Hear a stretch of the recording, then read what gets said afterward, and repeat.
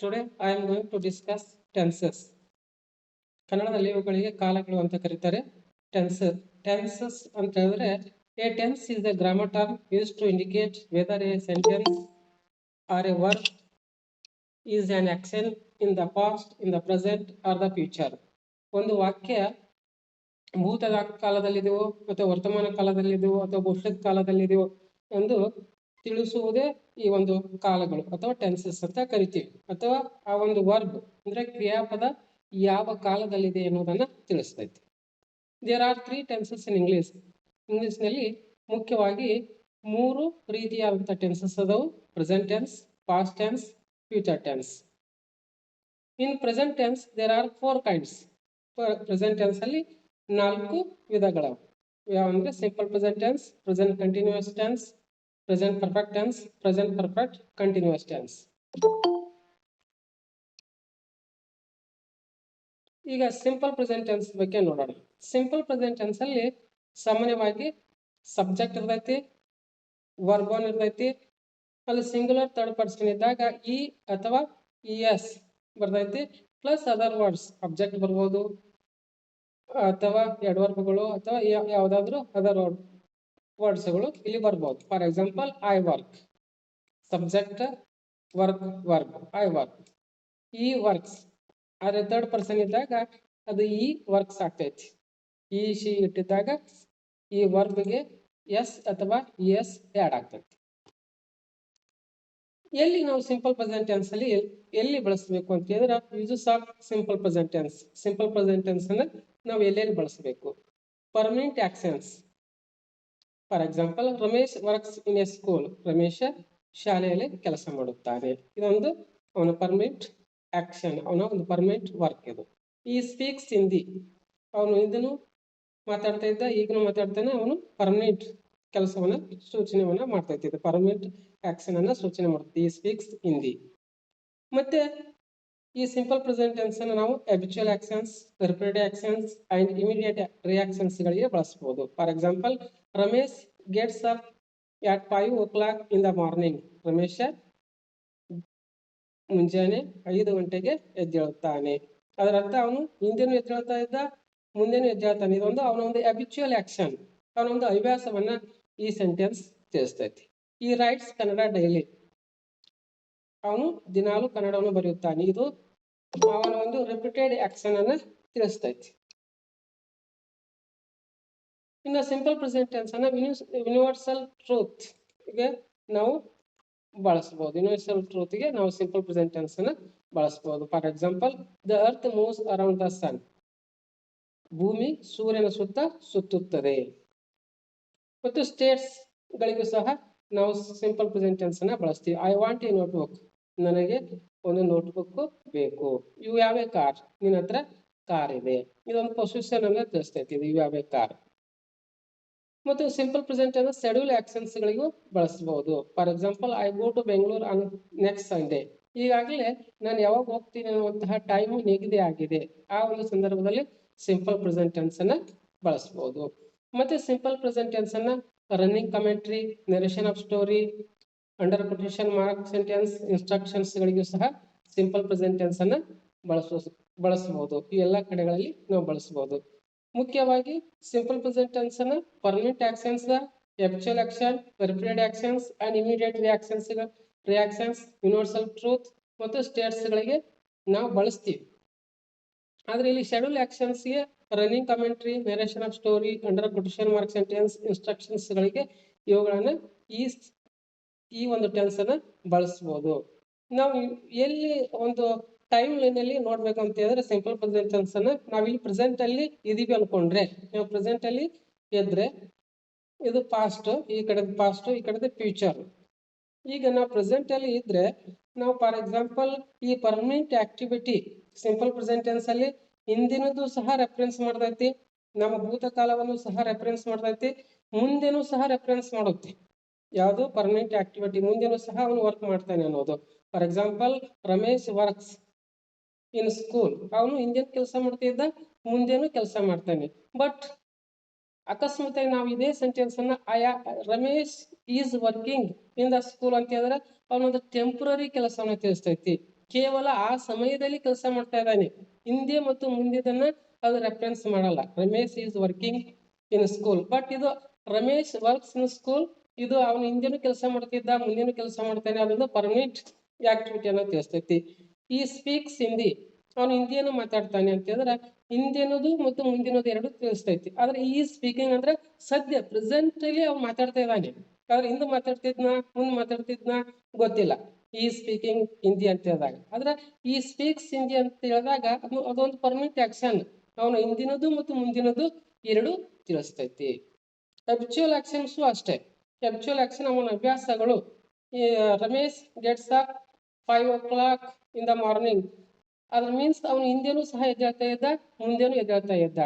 Habitual actions, repeated actions ಇವೆಲ್ಲಷ್ಟು ಸಹ ಅವನ ಭೂತ ಮತ್ತು ಭವಿಷ್ಯತ್ ಕಾಲವನ್ನ ರೆಫರೆನ್ಸ್ ಮಾಡ್ತಾವು. ಆದ್ರೆ ಸ್ಟೇಟ್ಸ್ಗಳು ಕೇವಲ ಪ್ರೆಸೆಂಟ್ ಸ್ಥಿತಿಯನ್ನ ಮಾತ್ರ ರೆಫರೆನ್ಸ್ ಮಾಡ್ತಾವೆ. State for example, I want a notebook ಅಂತ ಹೇಳಿದಾಗ ನಾನು ಒಂದು ನೋಟ್ಬುಕ್ಕಿನ ಅವಶ್ಯಕತೆ ಇದೆ ಅಥವಾ ಒಂದು ನೋಟ್ಬುಕ್ ಬೇಕು ಅನ್ನೋದು ಕೇವಲ ಪ್ರೆಸೆಂಟ್ ಸ್ಥಿತಿಯನ್ನ ಮಾತ್ರ ಅದು ರೆಫರೆನ್ಸ್ ಮಾಡ್ತೈತಿ. ಶೆಡ್ಯೂಲ್ ಆಕ್ಷನ್ಸ್ ಅದು ಫ್ಯೂಚರ್, ಇಲ್ಲಿ ಅದಕ್ಕೆ ಗ್ರೀನ್ ಮಾರ್ಕ್ ಅಲ್ಲಿ ಹಾಕಿದ್ರೆ ಶೆಡ್ಯೂಲ್ ಆಕ್ಷನ್ಸ್ಗಳು ಸಾಮಾನ್ಯವಾಗಿ ಫ್ಯೂಚರ್ ಅನ್ನ ರೆಫರೆನ್ಸ್ ಮಾಡ್ತವೆ. ಶೆಡ್ಯೂಲ್ ಆಕ್ಷನ್ಸ್ಗಳು ಈ ರೀತಿಯಾಗಿ ನಾವು ಸಿಂಪಲ್ ಪ್ರೆಸೆಂಟ್ ಟೆನ್ಸ್ ಅನ್ನ ಒಟ್ಟಿನ ಮೇಲೆ ಏನು ಅಂತ ಹೇಳಿದ್ರೆ ಭೂತಕಾಲದಲ್ಲೂ ಸಹ ಅದು ರೆಫರೆನ್ಸ್ ಮಾಡ್ತೈತಿ, ಭವಿಷ್ಯತ್ ಕಾಲವನ್ನು ರೆಫರೆನ್ಸ್ ಮಾಡ್ತೈತಿ. ಯಾವುದು ಸಿಂಪಲ್ ಪ್ರೆಸೆಂಟ್ ಟೆನ್ಸ್. ಈಗ ಸಿಂಪಲ್ ಪ್ರೆಸೆಂಟ್ ಟೆನ್ಸ್ ಅನ್ನ ಕೆಲವು ಕಾಲಂಗಳಲ್ಲಿ ಬಳಸಿ ನೋಡೋಣ. Simple I work singular, plural, first person, second person, third ಪರ್ಸನ್ಗಳಲ್ಲಿ ನೋಡೋಣ. ಫಸ್ಟ್ ಪರ್ಸನ್ ಅಂತ ಹೇಳಿದ್ರೆ ನಾನು, ನಾವು ಅನ್ನುವಂಥದ್ದು ಫಸ್ಟ್ ಪರ್ಸನ್, ನಾನು ಅನ್ನುವಂಥದ್ದು ಅಥವಾ ನಾವು ಅನ್ನುವಂಥದ್ದು ಫಸ್ಟ್ ಪರ್ಸನ್. ಯು, ನೀವು ಕೇಳುವಂಥವ್ರು ಸೆಕೆಂಡ್ ಪರ್ಸನ್. ಯಾರು ಕೇಳಿಸ್ಕೊಂತ ಇದ್ದೀರೋ ಅವ್ರು ಸೆಕೆಂಡ್ ಪರ್ಸನ್. ನಾವಿಬ್ರು ಸೇರಿ ಯಾರ ಬಗ್ಗೆ ಮಾತಾಡ್ತಾ ಇರ್ತೀವೋ, ನಾವಿಬ್ರು ಸೇರಿ ನಮ್ಮ ಬಗ್ಗೆನೇ ಮಾತಾಡಲ್ಲ, ನಾನು ನೀವು ಸೇರಿ ಅವನು ಅವಳು ಅವ್ರ ಬಗ್ಗೆ ಮಾತಾಡ್ತಿರ್ತೀವಿ. ಅವೆಲ್ಲ ಅವರೆಲ್ಲ third person. First person, second person, third person. For example, I work, ನಾನು ಕೆಲಸ ಮಾಡುತ್ತೇನೆ. ವಿ ವರ್ಕ್, ನಾವು ಕೆಲಸ ಮಾಡುತ್ತೇವೆ. ಯು ವರ್ಕ್, ನೀನು ಕೆಲಸ ಮಾಡುತ್ತಿ. ಯು ವರ್ಕ್, ನೀವು ಕೆಲಸ ಮಾಡುತ್ತೀರಿ. ಈ ವರ್ಕ್ಸ್, ಅವನು ಕೆಲಸ ಮಾಡುತ್ತಾನೆ. ಶಿ ವರ್ಕ್ಸ್, ಅವಳು ಕೆಲಸ ಮಾಡುತ್ತಾಳೆ. ಇಟ್ ವರ್ಕ್ಸ್, ಅದು ಕೆಲಸ ಮಾಡುತ್ತದೆ. ದೇ ವರ್ಕ್, ಅವರು ಕೆಲಸ ಮಾಡುತ್ತಾರೆ. ಇದನ್ನೇ ನಾವು ಇಂಟ್ರಾಗೇಟಿವ್ ಸೆಂಟೆನ್ಸ್ ಅಲ್ಲಿ ಬಳಸಿದಾಗ ಏನಾಗ್ತೈತಿ, ಡೂ ಅನ್ನುವಂತಹ ಹೆಲ್ಪಿಂಗ್ ವರ್ಬ್ ಅನ್ನ ತಗೋಬೇಕಿಲ್ಲಿ. ಡೂ ಅನ್ನುವಂತಹ ಹೆಲ್ಪಿಂಗ್ ವರ್ಬ್ ತಗೊಂಡು ಸಬ್ಜೆಕ್ಟ್ ವರ್ಬ್ 1 ಬರ್ತೈತಿ. ಡು ಐ ವರ್ಕ್, ನಾನು ಕೆಲಸ ಮಾಡುತ್ತೇನೆಯೇ. ಡು ಯು ವರ್ಕ್, ನಾವು ಕೆಲಸ ಮಾಡುತ್ತೇವೆಯೇ. ಡು ಯು ವರ್ಕ್, ನೀನು ಕೆಲಸ ಮಾಡುತ್ತಿ. ಡು ಯು ವರ್ಕ್, ನೀವು ಕೆಲಸ ಮಾಡುತ್ತೀರಿ. ಡಸ್ ದಿ ವರ್ಕ್, ಅವನು ಕೆಲಸ ಮಾಡುತ್ತಾನೆಯೇ. ಡಸ್ ಶಿ ವರ್ಕ್, ಅವಳು ಕೆಲಸ ಮಾಡುತ್ತಾಳೆ. ಡಸ್ ಇಟ್ ವರ್ಕ್, ಅದು ಕೆಲಸ ಮಾಡುತ್ತದೆ. ಡೂ ದೇ ವರ್ಕ್, ಅವರು ಕೆಲಸ ಮಾಡುತ್ತಾರೆ. ಇಂಟ್ರಾಗೇಟಿವ್ ಸೆಂಟೆನ್ಸ್ ಅಲ್ಲಿ ಹೆಲ್ಪಿಂಗ್ ವರ್ಬ್ ಡು ಅನ್ನುವಂತಹ ಹೆಲ್ಪಿಂಗ್ ವರ್ಬ್ ಬರುತ್ತೆ, ಸಬ್ಜೆಕ್ಟ್ ಬರುತ್ತೆ, ಅದಾದ್ಮೇಲೆ ವರ್ಬ್ 1 ಬರ್ತೈತಿ, ಅದ ಮೇಲೆ ಉಳಿದ ವರ್ಡ್ಗಳಿದ್ರೆ ಉಳಿದ ಪದಗಳಿದ್ರೆ ಬರ್ತಾವು. Simple present tense negative sentence ಮಾಡಬೇಕಾದ್ರೆ ಐ ಡು ನಾಟ್ ವರ್ಕ್, ಈ ನೆಗೆಟಿವ್ ನಾಟ್ ಅನ್ನುವಂಥದ್ದು ಬರ್ತೈತಿ. ಐ ಡು ನಾಟ್ ವರ್ಕ್, ನಾನು ಕೆಲಸ ಮಾಡುವುದಿಲ್ಲ. ವಿ ಡು ನಾಟ್ ವರ್ಕ್, ನಾವು ಕೆಲಸ ಮಾಡುವುದಿಲ್ಲ. ಯು ಡು ನಾಟ್ ವರ್ಕ್, ನೀನು ಕೆಲಸ ಮಾಡುವುದಿಲ್ಲ. ಯು ಡು ನಾಟ್ ವರ್ಕ್, ನೀವು ಕೆಲಸ ಮಾಡುವುದಿಲ್ಲ. ಈ ಡಸ್ ನಾಟ್ ವರ್ಕ್, ಅವನು ಕೆಲಸ ಮಾಡುವುದಿಲ್ಲ. ಶಿ ಡಸ್ ನಾಟ್ ವರ್ಕ್, ಅವಳು ಕೆಲಸ ಮಾಡುವುದಿಲ್ಲ. ಇಟ್ ಡಸ್ ನಾಟ್ ವರ್ಕ್, ಅದು ಕೆಲಸ ಮಾಡುವುದಿಲ್ಲ. ದೇ ಡು ನಾಟ್ ವರ್ಕ್, ಅವರು ಕೆಲಸ ಮಾಡುವುದಿಲ್ಲ. ಇಲ್ಲಿ ಸಾಮಾನ್ಯವಾಗಿ ಎಲ್ಲ ಫಸ್ಟ್ ಪರ್ಸನ್, ಸೆಕೆಂಡ್ ಪರ್ಸನ್ ಮತ್ತು ಥರ್ಡ್ ಪರ್ಸನ್ ಪ್ಲೂರಲ್ ಅಲ್ಲಿ ಡು ನಾಟ್ ಬರುತ್ತೆ. ಥರ್ಡ್ ಪರ್ಸನ್ ಸಿಂಗ್ಯುಲರ್ ಇದ್ದಾಗ ಡಸ್ ನಾಟ್ ಬರ್ತೈತಿ. ಇದು ನೆಗೆಟಿವ್ ಸೆಂಟೆನ್ಸ್ಗಳಲ್ಲಿ. Simple present tense negative interrogative sentence. Do I not work, ನಾನು ಕೆಲಸ ಮಾಡುವುದಿಲ್ಲವೇ ಅಂತ. Do we not work, do you not work, do you not work, does he not work, does she not work, does it not work, do they not work. ಸಾಮಾನ್ಯವಾಗಿ ಇದನ್ನ ಈ ರೀತಿಯಾಗೂ ಬರಿಬಹುದು. Don't I work, don't we work ಅಂತ first contraction ಮಾಡಿಯೂ ಸಹ ಇದನ್ನ ಹೇಳ್ಬಹುದು. ಇದು ನೆಗೆಟಿವ್ ಇಂಟ್ರಾಗೇಟಿವ್ ಸೆಂಟೆನ್ಸ್. ಈ ರೀತಿಯಾಗಿ ನಾವು ಫ್ರೇಮ್ ಮಾಡಬಹುದು. ನಾವು ಪಾಸಿಟಿವ್ ಸೆಂಟೆನ್ಸ್ ಗಳಿಗೆ ಸಿಂಪಲ್ ಪ್ರೆಸೆಂಟ್ ಟೆನ್ಸ್ ಅಲ್ಲಿ ಯಾವ ರೀತಿಯಾಗಿ ಕ್ವಶನ್ ಟ್ಯಾಗ್ ಮಾಡಬೇಕು ಅಂತ ಹೇಳಿದ್ರೆ, ಐ ವರ್ಕ್ ಇದ್ರೆ don't I, I work don't I. ಇಲ್ಲಿ ಡು ನಾ ಇದು ಇಲ್ಲಿ ಏನಿರುತ್ತೆ ಹೆಲ್ಪಿಂಗ್ ವರ್ಬ್ ಡೂ ಅನ್ನು ತಗೋಬೇಕು, ತಗೊಂಡು ನಾಟ್ ಅನ್ನ ಸೇರಿಸಿ ಮತ್ತೆ ಈ ಸಬ್ಜೆಕ್ಟ್ ಏನಿದೆ ಸೇಮ್ ಸಬ್ಜೆಕ್ಟ್ ಅನ್ನ ಅಲ್ಲಿ ತಗೋಬೇಕು. Don't I, we work, don't we, you work, don't you, you work, don't you, he works, doesn't he, she works, doesn't she, it works, doesn't it, they work, don't they. ಈ ರೀತಿಯಾಗಿ question tag ಅನ್ನ ನಾವು ಬರಿಬಹುದು. ಯಾಕೆ ಅಂತ ಹೇಳಿದ್ರೆ, ಯಾಕೆ question tag ಅನ್ನು ಬರಿಬೇಕಂದ್ರೆ confirmation ಗಾಗಿ ಅಂತ ಹೇಳಿದ್ರೆ ಐ ವರ್ಕ್, ನಾನು ಕೆಲಸ ಮಾಡುತ್ತೇನೆ ಅನ್ನುವಂತಹ ಮತ್ತೊಮ್ಮೆ ಕನ್ಫರ್ಮೇಶನ್ ಅದನ್ನ ದೃಢಪಡಿಸೋದಕ್ಕೋಸ್ಕರವಾಗಿ ನಾವು ಕ್ವಶನ್ ಟ್ಯಾಗ್ ಅನ್ನ ಹಾಕ್ತಿವಿ. ಅದು ಹೌದು ಅಲ್ಲೋ ಅನ್ನುವಂತಹ ಕನ್ಫ್ಯೂಷನ್ ಇದ್ದಾಗ ನಾವು ಕ್ವಶನ್ ಟ್ಯಾಗ್ ಅನ್ನ ಬರಿಬೇಕಾಗ್ತೈತಿ. ನಾವು ಸಾಮಾನ್ಯವಾಗಿ ಮಾತನಾಡುವಂತ ಭಾಷೆಯಲ್ಲಿ ಈ ಕ್ವಶನ್ ಟ್ಯಾಗ್ ಹೆಚ್ಚಾಗಿ ಬಳಕೆ ಆಗ್ತೈತಿ. ಇನ್ ನೆಗೆಟಿವ್ ಸೆಂಟೆನ್ಸ್ ಇದ್ದಾಗ ಯಾವ ರೀತಿಯಾಗಿ ಕ್ವಶನ್ ಟ್ಯಾಗ್ ಹಾಕಬೇಕು ಅಂತ ಹೇಳಿದ್ರೆ, ಸಿಂಪಲ್ ಪ್ರೆಸೆಂಟ್ ಟೆನ್ಸ್ ಅಲ್ಲಿ I do not work, do I, do ಅನ್ನುವಂತಹ ಹೆಲ್ಪಿಂಗ್ ವರ್ಬ್ ಮತ್ತೆ ಸಬ್ಜೆಕ್ಟ್. ಇಲ್ಲಿ ಈಗಾಗಲೇ ನೆಗೆಟಿವ್ ಬಂದಿದೆ, ನಾಟ್ ಬಂದಿದೆ, ಹೀಗಾಗಿ ನಾವು ಮತ್ತೆ ಬಳಸುವಂತ ಅವಶ್ಯಕತೆ ಇಲ್ಲ. ಡು ಐ ಅನ್ನುವಂತ ಬಳಸಬೇಕು. ನಾನು ಕೆಲಸ ಮಾಡುವುದಿಲ್ಲ, ಮಾಡುತ್ತೇನೆ. ಈ ರೀತಿಯಾಗಿ we do not work, do you, you do not work, do you, you do not work, do you, he does not work, does he, she does not work, does she, it does not work, does it, they do not work, do they. ಈ ರೀತಿಯಾಗಿ ನಾವು negative sentence ಗಳಿಗೂ ಸಹ simple present tense ಅಲ್ಲಿ question tag ಅನ್ನ ನಾವು ಬರೀಬಹುದು. ಸಾಮಾನ್ಯವಾಗಿ WH question ಮಾಡಬೇಕು ಅಂತ ಹೇಳಿದ್ರೆ ಸಿಂಪಲ್ ಪ್ರೆಸೆಂಟ್ ಟೆನ್ಸ್ ಅಲ್ಲಿ ಅಂದ್ರೆ ವಿವರಣಾತ್ಮಕ ಕ್ವಶನ್ ಗಳನ್ನು ಕೇಳಬೇಕಾದ್ರೆ ಸಾಮಾನ್ಯವಾಗಿ WH ಕ್ವಶನ್ ವರ್ಡ್ ಬರ್ತಾವು. ಆಮೇಲೆ ಹೆಲ್ಪಿಂಗ್ ವರ್ಬ್ ಡು ಮತ್ತು ಡಸ್ ಬರ್ತೈತಿ, ಸಬ್ಜೆಕ್ಟ್ ಬರ್ತಾವು, ಸಬ್ಜೆಕ್ಟ್ ಆದ್ಮೇಲೆ ಅದರ್ ವರ್ಡ್ಸ್ ಬರ್ತಾವೆ. ಸಾಮಾನ್ಯವಾಗಿ ಈ ರೀತಿಯಾಗಿ WH ಕ್ವಶನ್ ಅನ್ನು ಸಹ ನಾವು ಸಿಂಪಲ್ ಪ್ರೆಸೆಂಟ್ ಟೆನ್ಸ್ ಅಲ್ಲಿ ಫ್ರೇಮ್ ಮಾಡಬಹುದು. ಇನ್ನು ಸಿಂಪಲ್ ಪ್ರೆಸೆಂಟ್ ಟೆನ್ಸ್ ಅಲ್ಲಿ ಒಂದು ಇಲ್ಲಿ ಥರ್ಡ್ ಪರ್ಸನ್ ಸಿಂಗ್ಯುಲರ್ ಇದ್ದಾಗ ಸ್ವಲ್ಪ ವರ್ಬಿಗೆ ಈ ಅಥವಾ ಥರ್ಡ್ ಪರ್ಸನ್ ಸಿಂಗ್ಯುಲರ್ ಇದ್ದಾಗ ಎಸ್ ಅಥವಾ ಎಸ್ ಆಡ್ ಆಗ್ತೈತಿ. ಅಲ್ಲಿ ಎಲ್ಲಿ ಈ ಎಸ್ ಮತ್ತು ಎಸ್ ಆಡ್ ಆಗ್ತೈತಿ ಅನ್ನೋದಕ್ಕೆ ಕೆಲವೊಂದು ರೂಲ್ಸ್ ಗಳದಾವು, ಇಲ್ಲಿ ನೋಡೋಣ. ಥರ್ಡ್ ಪರ್ಸನ್ ಸಿಂಗ್ಯುಲರ್ ಇದ್ದಾಗ generally s is added to verb. ಸಾಮಾನ್ಯವಾಗಿ ಎಲ್ಲ ವರ್ಬ್ಗಳಿಗೆ ಎಸ್ ಅನ್ನ ಸೇರಿಸಿ ನಾವು ಹೇಳ್ತೀವಿ. ಥರ್ಡ್ ಪರ್ಸನ್ ಸಿಂಗ್ಯುಲರ್ ಗೆ ಮಾತ್ರ ಇದು ಅಪ್ಲೈ ಆಗ್ತೈತಿ, ಎಲ್ಲಾ ಪರ್ಸನ್ ಗಳಿಗೆಲ್ಲ. ಥರ್ಡ್ ಪರ್ಸನ್ ಸಿಂಗ್ಯುಲರ್ ಅಂದ್ರೆ ಈ, ಸಿ, ಇಟ್ ಇದ್ದಾಗ ನಾವು ಏನ್ ಮಾಡ್ತೀವಿ ಅಂತ ಹೇಳಿದ್ರೆ ಎಸ್ ಅಥವಾ ಇ ಎಸ್ ಅನ್ನ ಆಡ್ ಮಾಡ್ತೀವಿ. ಸಿ ಕುಕ್ಸ್, ಕುಕ್ ಇದ್ದಿದ್ದು ಕುಕ್ಸ್ ಮಾಡ್ತೀವಿ. ಈ ಕಿಕ್ಸ್ ದ ಬಾಲ್, ಕಿಕ್ ಇದ್ದಿದ್ದು kicks. Dog barks, dog bark ಇದ್ದಿದ್ದು ಬಾಕ್ಸ್. ಈ ರೀತಿಯಾಗಿ ಸಾಮಾನ್ಯವಾಗಿ ಎಸ್ ಅನ್ನ ಆಡ್ ಮಾಡುವ ವರ್ಬ್ಗೆ ಆಡ್ ಮಾಡುವುದರ ಮುಖಾಂತರ ನಾವು ಥರ್ಡ್ ಪರ್ಸನ್ ಅಲ್ಲಿ ಥರ್ಡ್ ಪರ್ಸನ್ ಸಿಂಗ್ಯುಲರ್ ಇದ್ದಾಗ ಬರಿತೀವಿ. ಆದ್ರೆ ಎಲ್ಲಾ ಕಡೆ ಎಸ್ ಅನ್ನ ಆಡ್ ಮಾಡಲ್ಲ, ಕೆಲವು ಕಡೆ ಬೇರೆ ಬೇರೆ ರೀತಿಯಾಗಿ ನಾವು ವರ್ಬ್ಗೆ ಬರಿಬೇಕಾಗ್ತದೆ. For example, if the verb ends in s, sh, ch, o, es is added. ನಾವು ವರ್ಬ್ ಎಸ್ ಮತ್ತು ಎಸ್ ಎಸ್ ಸಿ ಎಚ್ ಓದಿಂದ ಎಂಡ್ ಆದ್ರೆ ಅವುಗಳಿಗೆ ಇ ಎಸ್ ಅನ್ನ ಆಡ್ ಮಾಡಬೇಕು. ಫಾರ್ ಎಕ್ಸಾಂಪಲ್ ಪಾಸ್, ಇದು ಎಸ್ ಇಂದ ಎಂಡ್ ಆಗಿದೆ, ಇದಕ್ಕಾಗಿ ಇ ಎಸ್ ಅನ್ನ ಆಡ್ ಮಾಡಿದ್ವಿ. Passes, toss, tosses, E S add ಆಗಿದೆ. Wash, washes, push, pushes, watch, watches, catch, catches, go ಓದಿಂದ ಎಂಡ್ ಆಗಿದೆ. Goes, do, does. ಯಾವ ವರ್ಬ್ಗಳು ಎಸ್ ಮತ್ತು ಎಸ್ ಎಚ್ ಸಿ ಎಚ್ ಓದಿಂದ ಎಂಡ್ ಆಗ್ತಾವೋ ಆ ವರ್ಬ್ಗಳಿಗೆ ಇ ಎಸ್ ಅನ್ನ ಆಡ್ ಮಾಡಬೇಕು. ಯಾವಾಗ ಅಂತ ಹೇಳಿದ್ರೆ third person singular simple present tense ಅಲ್ಲಿ ಥರ್ಡ್ ಪರ್ಸನ್ ಸಿಂಗ್ಯುಲರ್ ಇದ್ದಾಗ ಮಾತ್ರ ಈ ರೂಲ್ಸ್ ಅಪ್ಲೈ ಆಗ್ತೈತಿ. If the verb ends in Y preceded by a consonant, IES is added removing y. ನಾವು ವರ್ಬ್ಗೆ ಎಂಡ್ ಅಲ್ಲಿ ವಾಯ್ ಇದ್ದಾಗ ಆ ವಾಯ್ ಅನ್ನ ರಿಮೂವ್ ಮಾಡಿ IES ಅನ್ನ ಆಡ್ ಮಾಡಬೇಕು. ಉದಾಹರಣೆಗೆ ಫ್ಲೈ ಇದ್ದು ಫ್ಲೈಸ್, ಕ್ರೈ ಇದ್ದು ಕ್ರೈಸ್, ಕ್ಯಾರಿ ಇದ್ದು ಕ್ಯಾರೀಸ್, ಮ್ಯಾರಿ ಇದ್ದು marries. If the verb end in Y preceded by a vowel only S is added. ಕೆಲವೊಮ್ಮೆ ಏನಾಗ್ತೈತಿ, ವೈ ದಿಂದ ಎಂಡ್ ಆಗಿವು ಅದರ ಹಿಂದೆ ವೊವೆಲ್ ಇದ್ದಾಗ ಆಗ ನಾವು ಕೇವಲ ಎಸ್ ಅನ್ನ ಆಡ್ ಮಾಡಬೇಕು. ಪ್ಲೇ ಇದ್ದಿದ್ದು ಪ್ಲೇಸ್, ಇಲ್ಲಿ ವಾಯಿ ಇದೆ, ವಾಯ್ದಿಂದ ವೊವೆಲ್ ಇದೆ, ಹೀಗಾಗಿ ಪ್ಲೇ ಇದ್ದಿದ್ದು ಪ್ಲೇಸ್, ಪ್ರೇ ಇದ್ದಿದ್ದು ಪ್ರೇಸ್, ಪೇ ಇದ್ದಿದ್ದು ಪೇಸ್, ಬಾಯ್ ಇದ್ದಿದ್ದು ಬಾಯ್ಸ್ ಮಾಡ್ಬೇಕು. ಈ ರೀತಿಯಾದಂತಹ ಕೆಲವೊಂದು ರೂಲ್ಸ್ ಗಳು ಸಹ ನಾವು ಅಪ್ಲೈ ಮಾಡಬಹುದು ಸಿಂಪಲ್ ಪ್ರೆಸೆಂಟ್ ಟೆನ್ಸ್. ಈ ಎಲ್ಲಾ ರೂಲ್ಸ್ ಗಳು ಕೇವಲ simple present tense third person singular ಗಳಿಗೆ ಮಾತ್ರ ಈ rules, third person singular verb ಗಳಿಗೆ ಮಾತ್ರ ಈ ರೂಲ್ಸ್ಗಳು ಅಪ್ಲೈ ಉಳಿದ ಯಾವ ಪರ್ಸನ್ಗಳಿಗೂ ಇದರ ಅವಶ್ಯಕತೆ ಇಲ್ಲ. ಸಿಂಪಲ್ ಪ್ರೆಸೆಂಟ್ ಟೆನ್ಸ್ ಅಲ್ಲಿ ನಾವು ಯಾವ್ಯಾವ ಅಡ್ವರ್ಬ್ಗಳನ್ನು ಸಾಮಾನ್ಯವಾಗಿ ಯೂಸ್ ಮಾಡ್ತೀವಿ ಅನ್ನುವಂಥದ್ದು.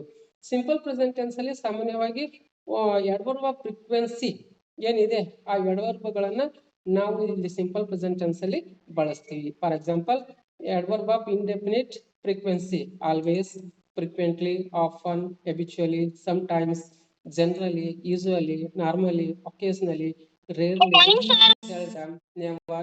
ಈ ಎಲ್ಲಾ ಪದಗಳಿಗೆ ಇವೆಲ್ಲದಕ್ಕೂ ಸಹ ನಾವು ಇವು ಎಲ್ಲಾ ಪದಗಳನ್ನ ಈ ಎಲ್ಲಾ ಅಡ್ವರ್ಬ್ಗಳನ್ನ ಸಿಂಪಲ್ ಪ್ರೆಸೆಂಟ್ ಟೆನ್ಸ್ ಇದ್ದಾಗ ನಾವು ಸಿಂಪಲ್ ಪ್ರೆಸೆಂಟ್ ಟೆನ್ಸ್ ಗಳಲ್ಲಿ ಎಲ್ಲ ಅಡ್ವರ್ಬ್ ಆಫ್ ಇಂಡೆಫಿನಿಟ್ ಫ್ರೀಕ್ವೆನ್ಸಿಗಳನ್ನ ಬಳಸ್ತೀವಿ. Always, frequently, often, habitually, sometimes, generally, usually, normally, occasionally, rarely, seldom, never. ಈ ಎಲ್ಲ ಅಡ್ವರ್ಬ್ಗಳನ್ನ ಯೂಸ್ ಮಾಡ್ತೀವಿ. ಸಮಟೈಮ್ಸ್ ಅಂದ್ರೆ ಎಷ್ಟು ಸಾರಿ ಅನ್ನೋದು ಸ್ವಲ್ಪ ಡೌಟ್ ಆಗ್ತೈತಿ. ಯಾಕಂತಂದ್ರೆ ಸಮಟೈಮ್ ಅಂದ್ರೆ 4 ಸರಿನೂ ಆಗ್ಬೋದು, ಕೆಲವರ ಪ್ರಕಾರ 10 ಸರಿನೂ ಆಗ್ಬೋದು, 20 ಸರಿನೂ ಆಗ್ಬೋದು. ಹೀಗಾಗಿ ಈ ಎಲ್ಲ ಅಡ್ವರ್ಬ್ಗಳು ಅಷ್ಟೇ. ಇವೆಲ್ಲ ಅಡ್ವರ್ಬ್ಗಳು ಒಂದು ಡೆಫಿನಿಟ್ ಟೈಮ್ ಅನ್ನ ಸೂಚನೆ ಮಾಡಲ್ಲ. ಆಫನ್ ಅಂದ್ರೆ ಆಗಾಗ, ಎಷ್ಟು ಸಾರಿ, 20 ಸರಿ, 30 ಸರಿ, 40 ಸರಿ ಗೊತ್ತಿಲ್ಲ. ಹೀಗಾಗಿ ಎಲ್ಲ ಅಡ್ವರ್ಬ್ಗಳನ್ನ ನಾವ್ ಏನಂತ ಕರಿತೀವಿ ಅಂದ್ರೆ ಇನ್ಡೆಫಿನಿಟ್ ಫ್ರೀಕ್ವೆನ್ಸಿ ಅಡ್ವರ್ಬ್ಗಳು ಅಂತ ಕರಿತೀವಿ. ಯಾಕಂದ್ರೆ ಟೈಮ್ ಅನ್ನ, ನಿರ್ದಿಷ್ಟ ಟೈಮ್ ಅನ್ನ ಈ ಎಲ್ಲ ಅಡ್ವರ್ಬ್ಗಳು ರೆಫರೆನ್ಸ್ ಮಾಡುವುದಿಲ್ಲ. ಹೀಗಾಗಿ ಇವುಗಳನ್ನ indefinite frequency adverb of indefinite frequency ಅಂತ ಕರಿತೀವಿ. ಇಲ್ಲಿ ಅಡ್ವರ್ಬ್ ಆಫ್ ಡೆಫಿನಿಟ್ ಫ್ರೀಕ್ವೆನ್ಸಿಯನ್ನ ಕೆಲವೊಂದು ಉದಾಹರಣೆಗಳನ್ನ ನೋಡೋಣ. For example, I was my bike,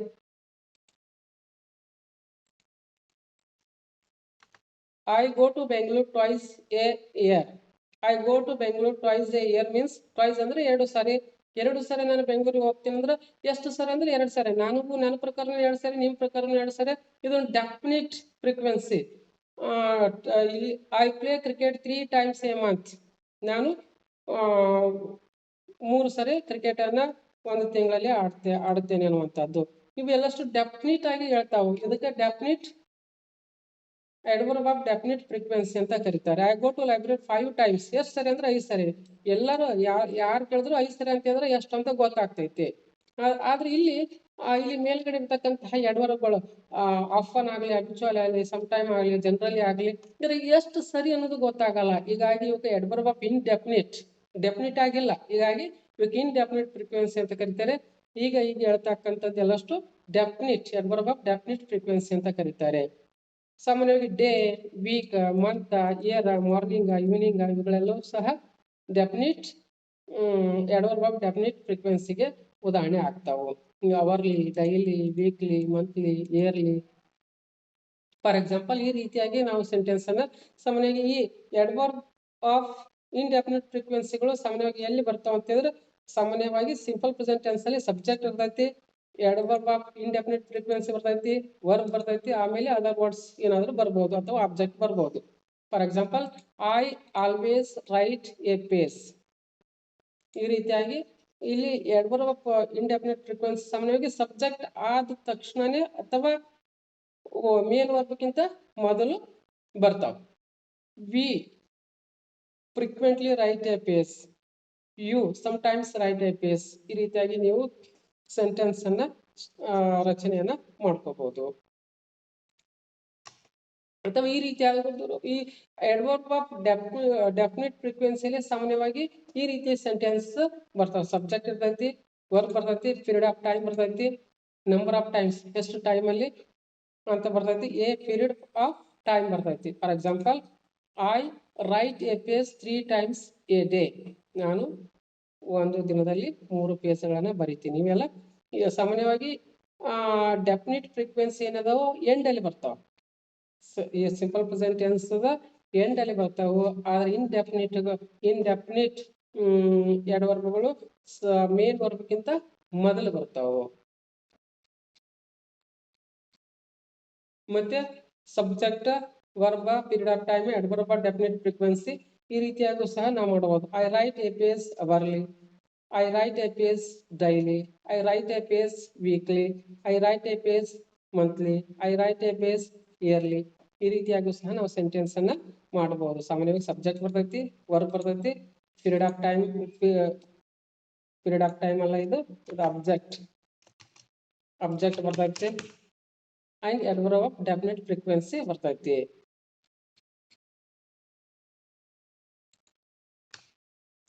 ಈ ರೀತಿಯಾಗಿ ಸಹ ಮಾಡಬಹುದು ನಾವು ಡೆಫಿನಿಟ್ adverb of definite ಫ್ರೀಕ್ವೆನ್ಸಿಗಳನ್ನು ಬಳಸಿಕೊಂಡು ಈ ರೀತಿಯಾಗಿ ಸಹ ನಾವು ಸೆಂಟೆನ್ಸ್ ಅನ್ನ ಫ್ರೇಮ್ ಮಾಡಬಹುದು. I write a page every day ಅಂತ, ಅಥವಾ I write a page every week, I write a page every month, I write a page every year, I write a page every morning, I write a page every evening, I write a page every night. ಈ ರೀತಿಯಾಗಿ ಸಹ ನಾವು ಎವ್ರಿಯನ್ನು ಬಳಸಿಕೊಂಡು ಸಹ ನಾವು sentence ಅನ್ನ frame ಈ ಒಂದು ಸಿಂಪಲ್ ಪ್ರೆಸೆಂಟ್ ಟೆನ್ಸ್ ಅಲ್ಲಿ ನಾವು ಸೆಂಟೆನ್ಸ್ ಅನ್ನ ರಚನೆಯನ್ನ ಮಾಡಬಹುದು. Okay, thank you all of you.